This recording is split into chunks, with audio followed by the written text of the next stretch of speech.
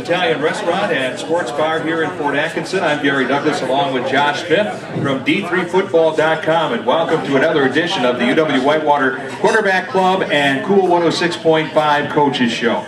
Coming up a little bit later on this evening, we'll be talking to the new offensive line coach and former Warhawk All-American, Brent Allen, will be joining us. Also our student athletes this evening will be Jordan Ratliff and Johnny Wiederholt. But first, let's welcome the head coach for UW Whitewater, Kevin Bullis. Welcome to the program, Kevin. Thank you for having me, Gary.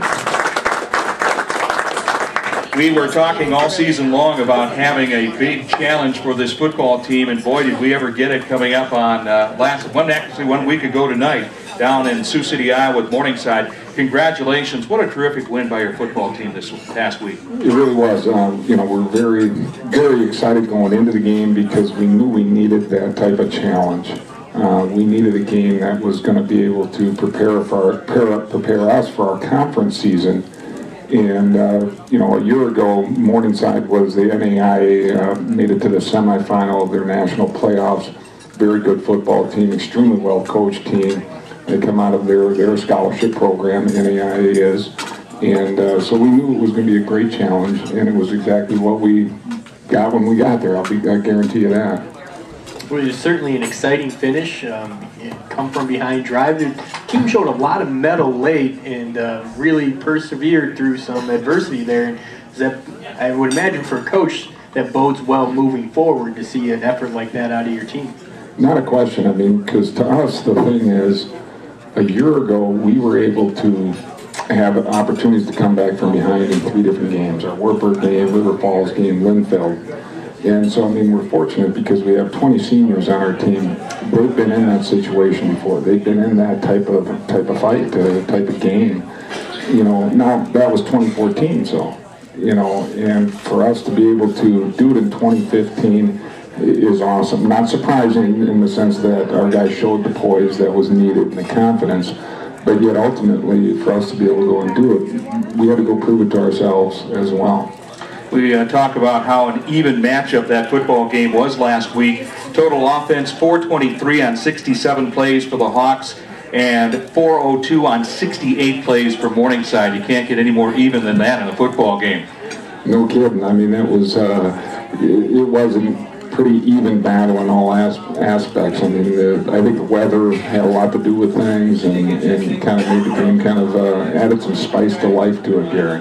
Speaking of the weather, Kevin, we've seen this team play in all different types of weather. I look back to that game at River Falls last year at the end of the season when we had those frigid temperatures and that strong wind and some snow. But I'll tell you what, I thought Whitewater adapted pretty well, and especially that last drive that Josh was alluding to a little bit, to go into that driving wind and rain, I thought was very impressive. And that's something that, I mean, we've had there's a tradition here at UW Whitewater of braving the elements and not letting that even be an issue or a concern. And we've had several experiences in the 8 years I've been here, but even prior to myself even being here, they had some national playoff games that were in just terrible, winter conditions. And that's just been a great tradition that's really been passed on over the years.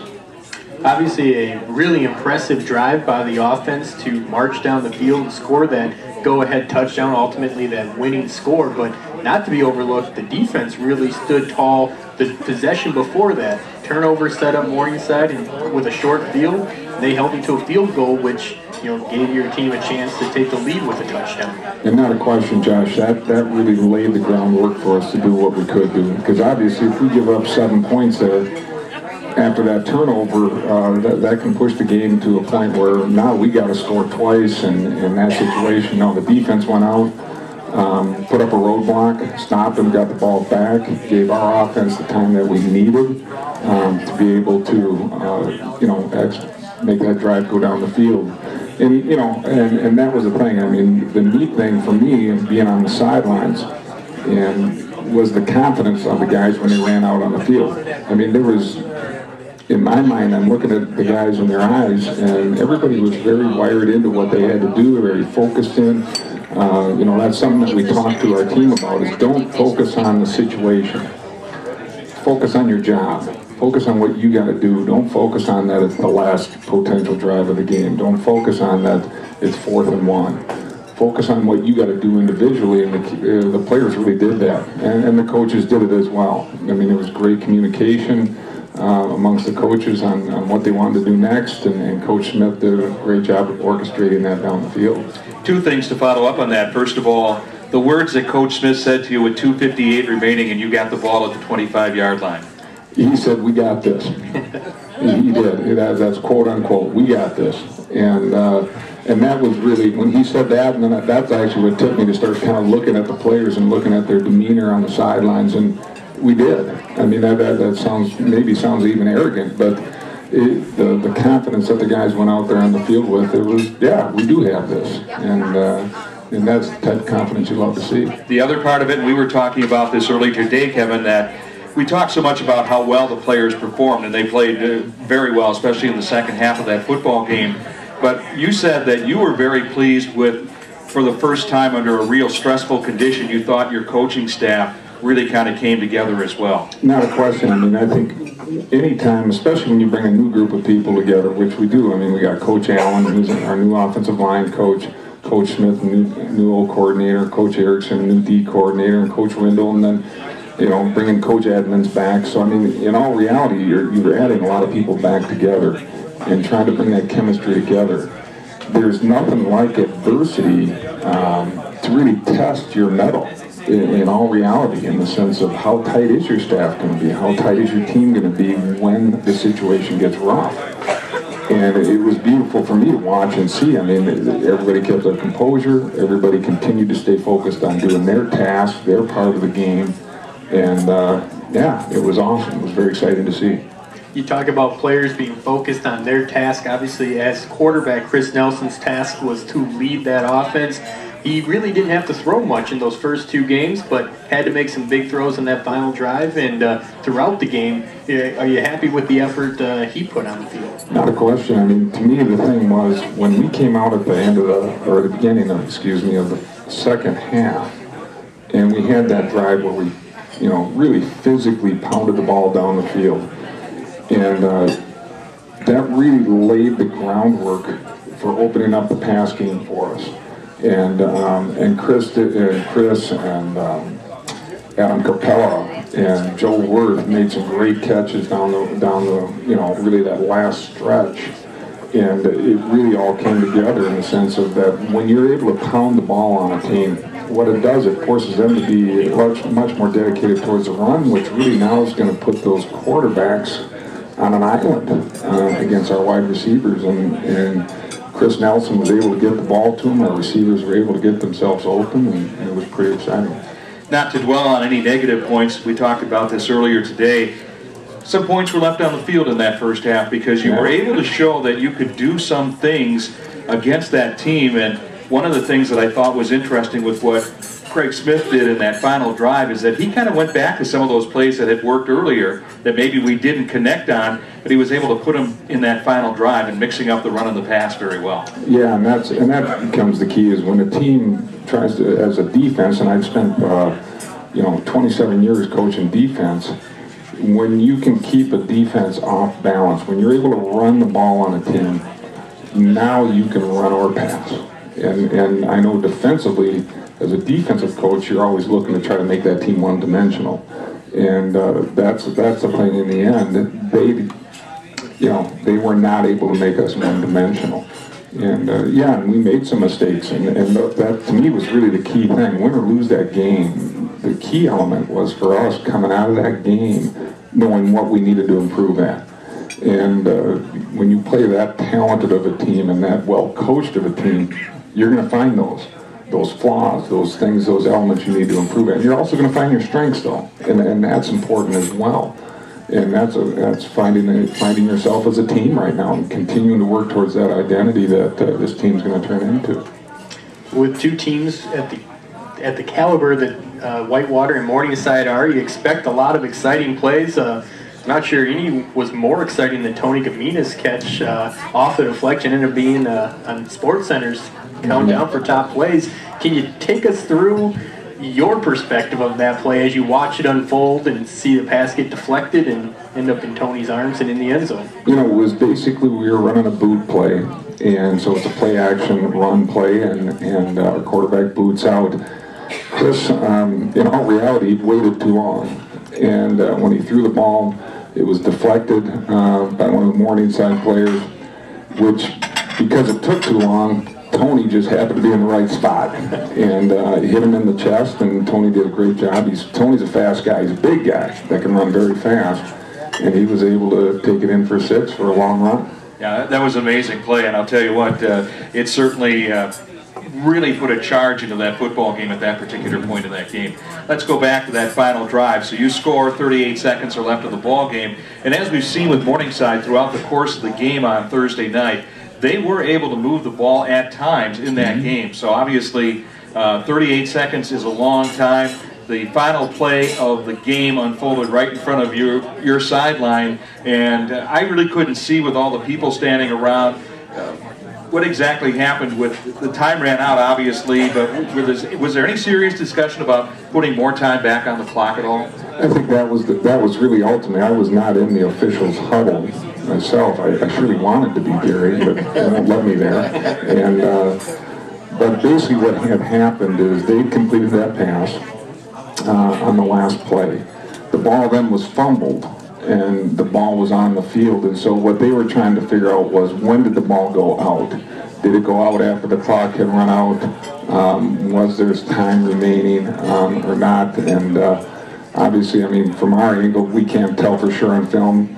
From where I was standing, not that I'm biased by any means, it appeared like they made the right call.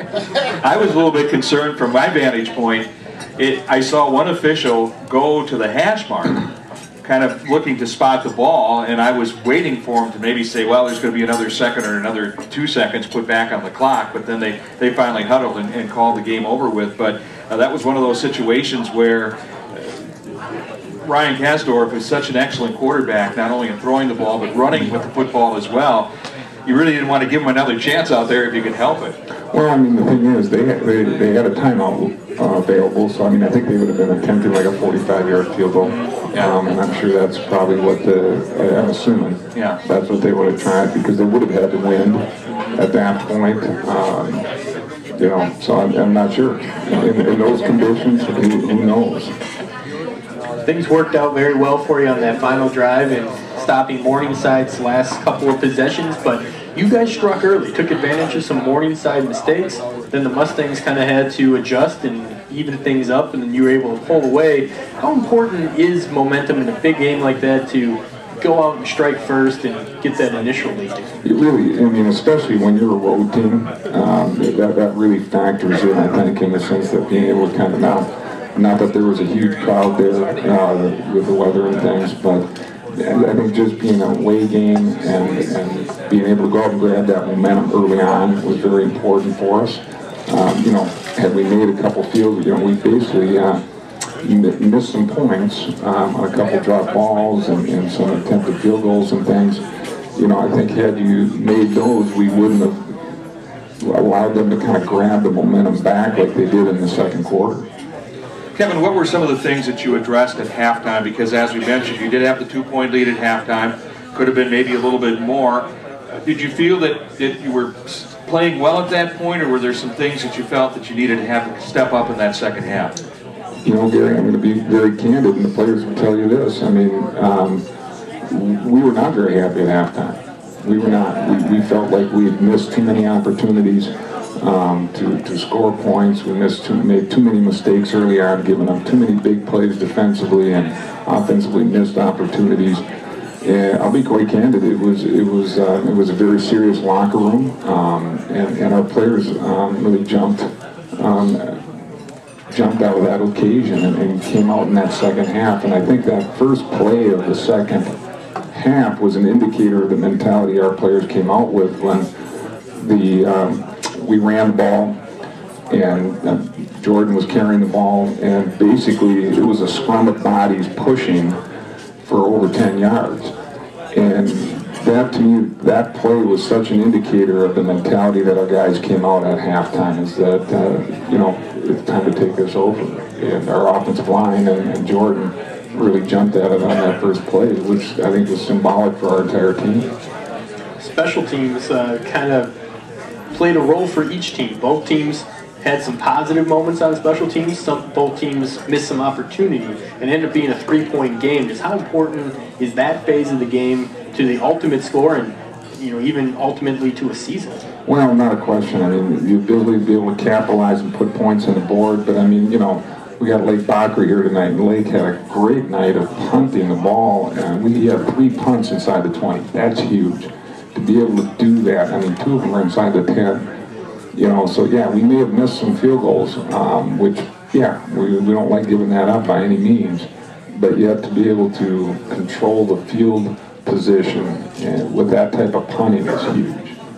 Talking about field position, I did run into Craig Smith over at the football offices earlier today, and we were kind of talking a little bit about that second half and how he and Nelson Edmonds are going back and forth as to whether to take the wind or go against the wind or whatever, and they were kind of biting their nails down the end of the game, trying to figure out if they had made the right decisions or not.